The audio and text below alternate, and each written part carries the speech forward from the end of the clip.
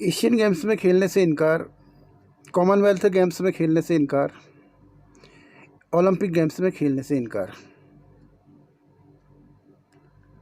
आखिर इस इनकार की वजह तो बताइए भाई साहब। ये भाई साहब कौन है? ये भाई साहब हैं बीसीसीआई, भारतीय cricket control board of India. अब पूरा मामला क्या है? आखिर ये इनकार की बातें हो रही है, किस चीज़ से इनकार कर रहे हैं ये, और ये पूरा माजरा क्या है, पूरा मामला क्या है? अब थोड़ा पीछे चलते हैं पहले आपको। हाँ, ये क्रिकेट का जिक्र हो रहा है और बीसीसीआई की भूमिका को लेकर कुछ संदेह होता है। कभी कभी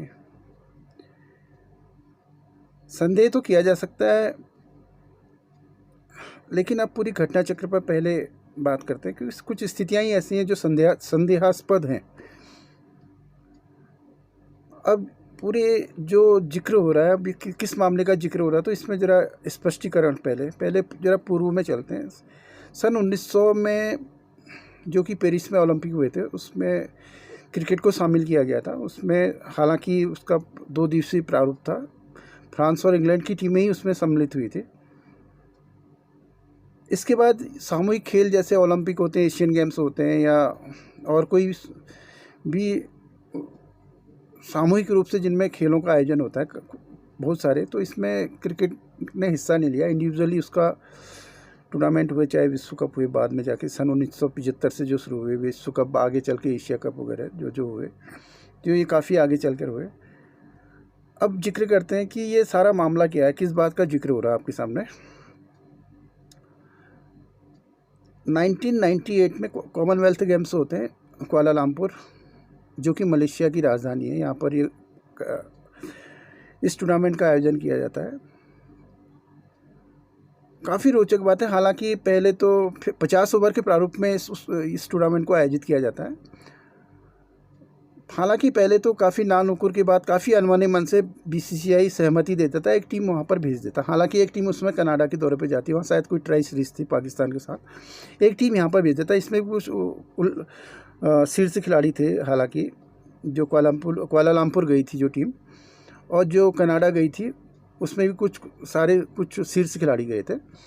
हालांकि टूर्नामेंट खेलती है, इसके अलावा जैसे ऑस्ट्रेलिया, न्यूजीलैंड, साउथ अफ्रीका, जो जो मुख्य टीमें थी, पाकिस्तान वगैरह, ये अपनी प्रमुख टीमें भेजती है यहाँ पर। इसमें जैसे ऑस्ट्रेलिया के स्टीव उसमें कैप्टन हुआ करते थे उस टूर्नामेंट में, और सान पॉलक और साउथ अफ्रीका के कप्तान थे। उन्होंने पूरी ईमानदारी और पूरे उसके साथ इस टूर्नामेंट में पार्टिसिपेट करते हैं, पूरे इंटरेस्ट, रुचि के साथ कह सकते हैं आप जैसे। लेकिन भारत बीसीसीआई जो इस भारतीय टीम को भेजता है, काफ़ी ऐसा लगता है कि काफ़ी अनमने मन से, काफ़ी रूखे मन से, हालांकि हिस्सा तो लेती है टूर्नामेंट में, लेकिन बाहर हो जाती है टूर्नामेंट से पहले ही, मतलब प्रथम दौर से बाहर हो जाती है। उसका प्रदर्शन देखकर लगता है कि कुछ रूखापन, कुछ मतलब उसको रुचि नहीं है करके इस टूर्नामेंट में बिल्कुल भी। हालांकि ये टूर्नामेंट साउथ अफ्रीका ने जीता था, उसमें शायद ऑस्ट्रेलिया को पराजित करके जीता था। अब इसके बाद उल्लेख करते हैं, हालांकि इस समय T20 प्रारूप का उद्भव नहीं हुआ था, इस कारण इस टूर्नामेंट को 50-50 ओवर का किया गया था। अब आगे चलते हैं। सन 2010, जो कि दिल्ली में कॉमनवेल्थ गेम्स होने थे, दिल्ली में, भारत दिल्ली में होने वाले थे। तो इसमें जो भारतीय ओलंपिक संघ है काफ़ी मान मनोबल करता है, काफ़ी अनुरोध करता है बीसीसीआई कि आप इसको 2020 के प्रारूप में इसको सम्मिलित कर लीजिए, इस खेल को। तो बिल्कुल बीसीसीआई बिल्कुल ही तैयार नहीं होता, बिल्कुल ही। तो इससे फिर जब बिल्कुल इंटरेस्ट नहीं देखकर, तो भारतीय ओलंपिक संघ उसको इन खेलों में शामिल होने से फिर प्रयास नहीं करता है। अब इसके आगे इसी सन 2010 में ग्वांगझू, चाइना में भी एशियन गेम्स होते हैं। तो एशिया की सारी टीमें लगभग इसमें हिस्सा लेती है, एशियन ग्वांगझू। यहाँ भी बीसीसीआई अपनी व्यस्तता का हवाला देते हुए इस कार्यक्रम में शिरकत नहीं करती, मतलब इस प्रतियोगिता, इस टूर्नामेंट में शिरकत नहीं करती है। और इसके बाद 2014 इंचियोन, साउथ कोरिया में एशियन गेम्स होते हैं। इसमें भी भारतीय टीम नदारद रहती है, बीसीसीआई की बेरुखी, बिल्कुल ही बेरुखी।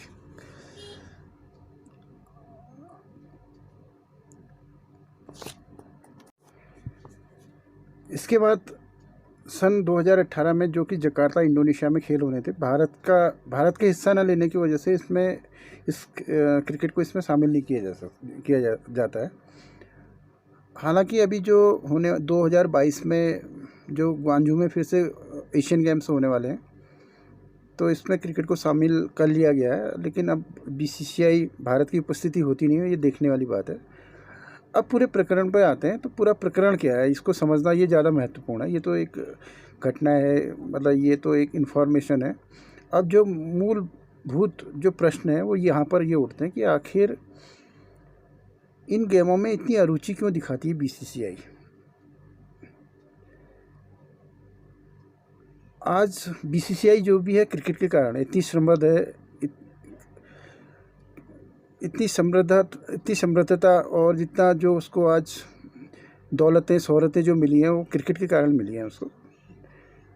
तो जो उसका क्रेडिट, जो उसका ऋण उसको चुकाना था, वो क्या उसके रास्ते में जो इसके विस्तार में हर्डल्स या जो बैरिकेटिंग क्यों खड़ी कर रही है, आखिर उसको दिक्कत क्या है।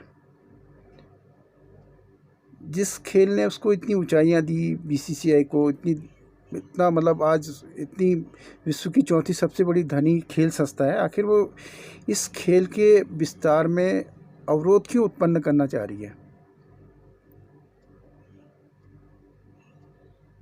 अगर ये खेल फूलता फलता है, इसकी पूरी दुनिया में विस्तार होता है, तो इससे बीसीसीआई को क्या नुकसान है।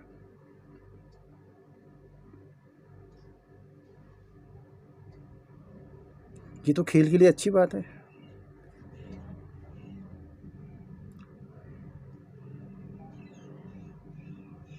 आखिर वो कौन सा डर है, वो कौन सा जोखिम